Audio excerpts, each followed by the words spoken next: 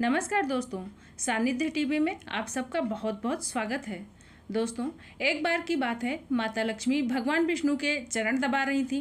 तभी उनके मन में कुछ प्रश्न उठे और भगवान विष्णु से उन्होंने कहा, हे प्रभु, आज मेरे मन में कुछ प्रश्न उठ रहे हैं। यदि आप मेरे मन में उठ रहे इन प्रश्नों का उत्तर देंगे तो मेरे मन को बहुत शांति मिलेगी। तब भगवान विष्णु कहते हैं, हे देवी, तुम्हारे मन में जो भी प्रश्न उठ रहे हो तुम निसंकोच होकर कहो, मैं तुम्हारी शंका का निवारण अवश्य करूंगा।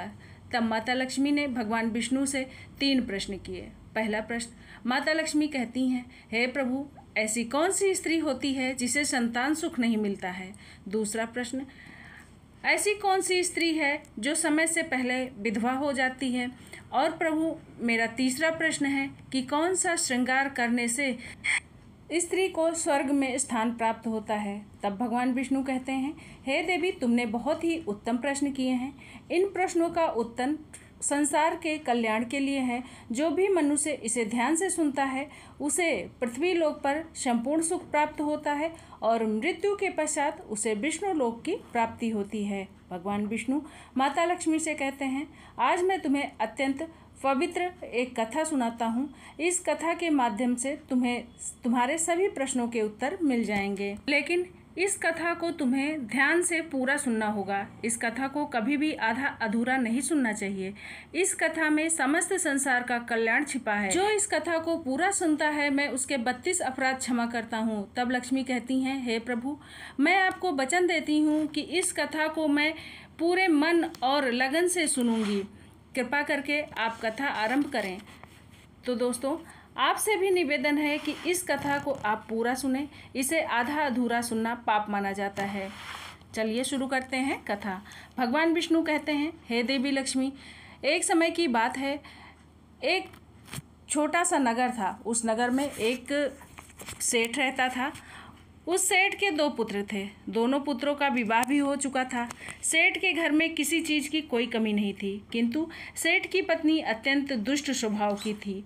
सेठ की पत्नी और सेठ के बड़े बेटे की पत्नी दोनों का स्वभाव बहुत ही दुष्ट था। सेठ की पत्नी अपनी बड़ी बहू को तो बहुत लाड प्यार करती थी, किंतु छोटी बहू के साथ बुरा व्यवहार करती थी। घर की छोटी बहू बहुत अच्छे स्वभाव की थी, ईश्वर में श्रद्धा रखने वाली पतिव्रता नारी थी। वो घर का सारा काम अकेले ही करती थी और गृह कार्य में दक्ष थी। इतना अच्छा स्वभाव होने के बाद भी उसकी सास उसके साथ बुरा व्यवहार करती थी, उसका हमेशा अपमान करती थी। इसके पीछे बस इतना सा ही कारण था कि बड़ी बहू ने बेटे को जन्म दिया था और छोटी बहू ने पुत्री को जन्म दिया था।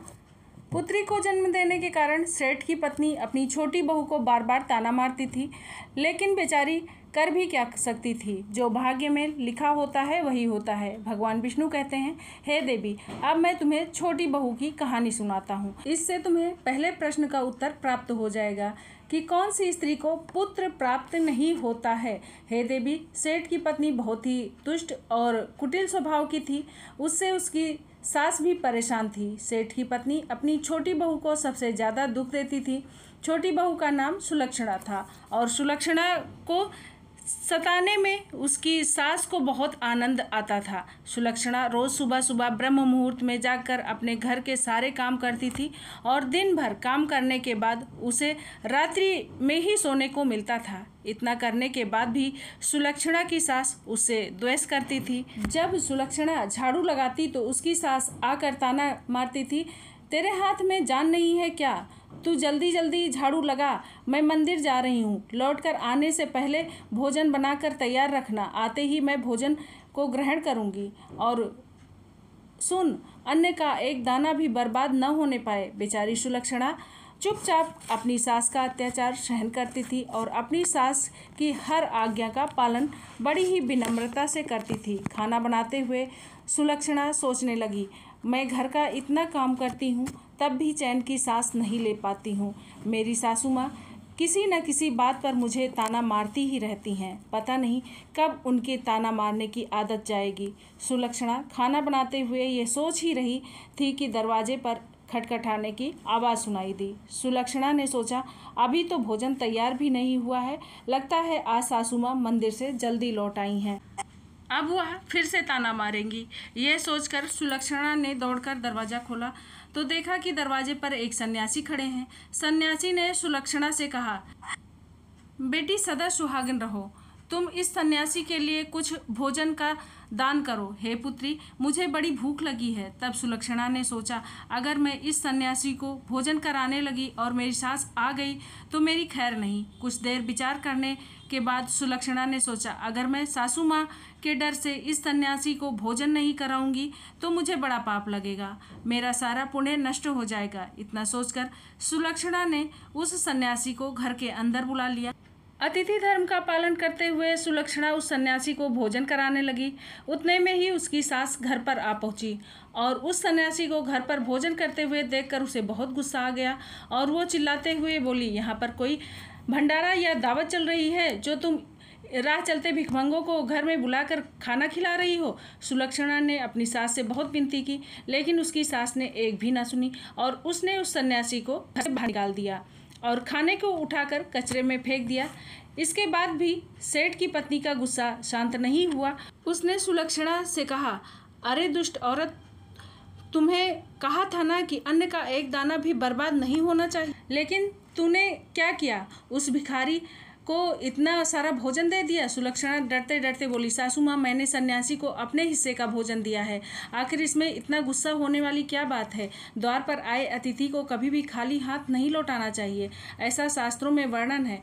फिर सुलक्षणा की सास ने उसे बहुत डांटा। दोनों के बीच बहुत देर तक बहस हुई और सुलक्षणा की दुष्ट सास ने गुस्से में आकर सुलक्षणा को घर से बाहर निकाल दिया और घर का दरवाज़ा बंद कर दिया।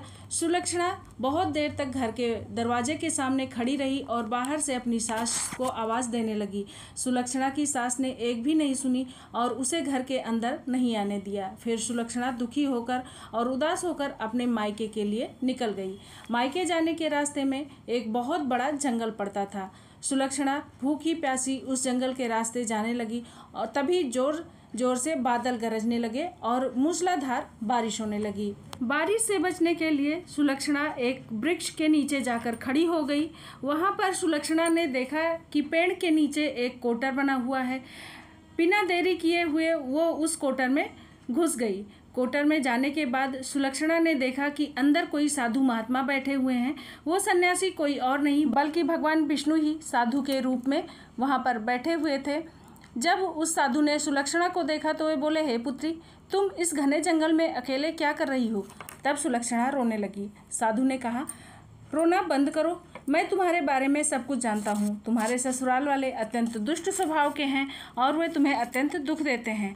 इसका कारण बस इतना है कि तुम्हें पुत्र की प्राप्ति नहीं हुई है, तुमने पुत्री को जन्म दिया है, इसीलिए तुम्हें तुम्हारी सास के ताने सुनने पड़ते हैं। हे पुत्री, तुम चिंता मत करो, मैं तुम्हें एक पर्ची देता हूँ, उस पर एक उपाय लिखा हुआ है। तुम उस उपाय को पूरे मन के साथ करो, फिर तुम्हें एक गुणवान पुत्र की प्राप्ति होगी। सुलक्षणा ने सन्यासी जी से वो पर्ची ले ली और वो साधु वहाँ से अचानक गायब हो गए। ये चमत्कार देखकर सुलक्षणा बहुत खुश हुई और जब बारिश बंद हुई तो सुलक्षणा का पति उसे ढूंढता हुआ उस स्थान पर पहुंच गया। सुलक्षणा ने अपने पति को सारी हकीकत बता दी और फिर दोनों ने ही वापस न जाकर उसी जंगल में रहने का निर्णय लिया। वहीं पर रहते हुए एक दिन सुलक्षणा के मन में पुत्र प्राप्ति का ख्याल आया और वो मन ही मन सोचने लगी, यदि मेरा भी कोई पुत्र होता तो आज ससुराल में मुझे भी बहुत ज़्यादा इज्जत मिलती। तभी सुलक्षणा साधु के द्वारा दी गई उस पर्ची की याद आ गई और जब उसने उस पर्ची को खोलकर पढ़ा तो उसमें लिखा हुआ था, स्त्री पुत्र प्राप्ति की कामना रखती है तो उसे रात्रि में पति के बाईं ओर सोना चाहिए। ऐसा करने से कुछ समय बाद बाईं करवट लेने से नाक का दाहिना स्वर चालू हो जाता है और दाहिना करवट लेने से नाक का बायां स्वर चालू हो जाता है।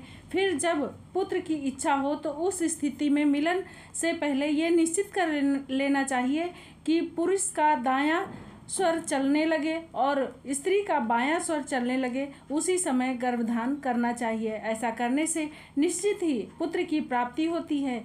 इसके विपरीत नाक के स्वर चलने से पुत्री की प्राप्ति होती है।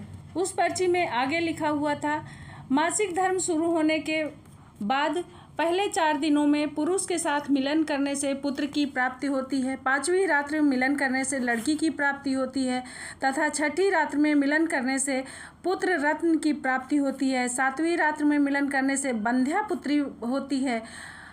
8वीं रात्रि में मिलन करने से बलशाली पुत्र की प्राप्ति होती है। 9वीं रात्रि में मिलन करने से सुंदर कन्या की प्राप्ति होती है तथा 10वीं रात्रि में मिलन करने से विद्वान और अति श्रेष्ठ पुत्र की प्राप्ति होती है। 11वीं रात्रि में मिलन करने से सुंदर आचरण वाली कन्या प्राप्त होती है।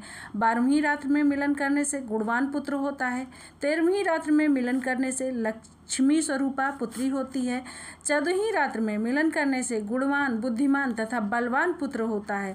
फिर सुलक्षणा ने मासिक धर्म के 14वीं रात्रि में अपने पति के साथ मिलन किया और उसके बाद गर्भ धारण किया। फिर दूसरे दिन सुलक्षणा का पति जंगल में लकड़ी काटने के लिए चला गया और सुलक्षणा घर पर ही थी कि अचानक से तेज तूफान आया। उस तूफान में सुलक्षणा की झोपड़ी उड़ गई।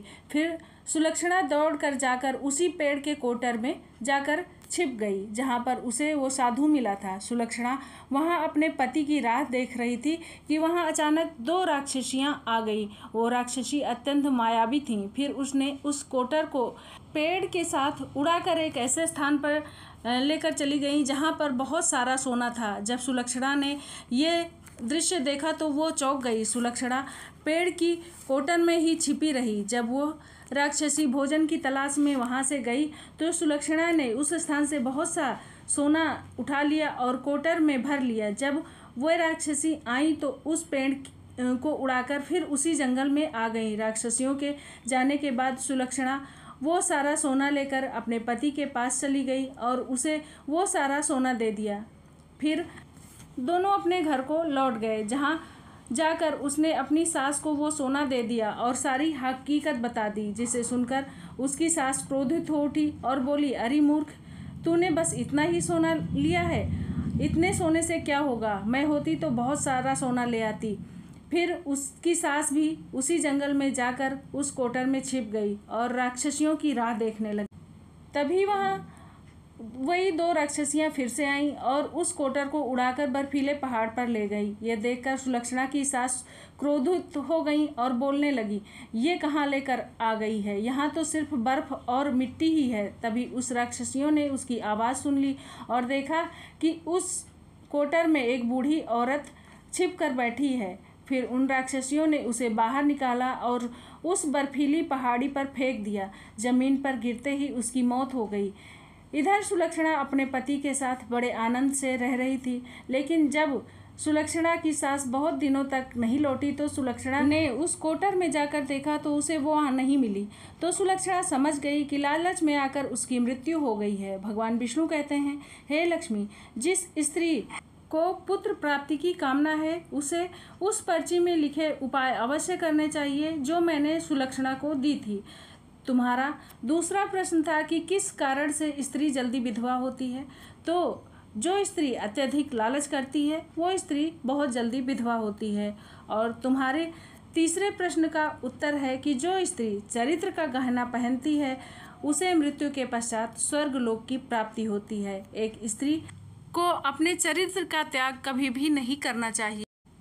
तो दोस्तों, इस तरह से भगवान विष्णु ने माता लक्ष्मी को इस कथा के माध्यम से उनके तीनों प्रश्नों के उत्तर दिए। उम्मीद है कि आपको ये कथा अवश्य ही पसंद आई होगी। दोस्तों, वीडियो को लाइक करके कमेंट में जय माँ लक्ष्मी ज़रूर लिखें। साथ में चैनल को सब्सक्राइब करके बेल आइकन ज़रूर दबा दें। धन्यवाद।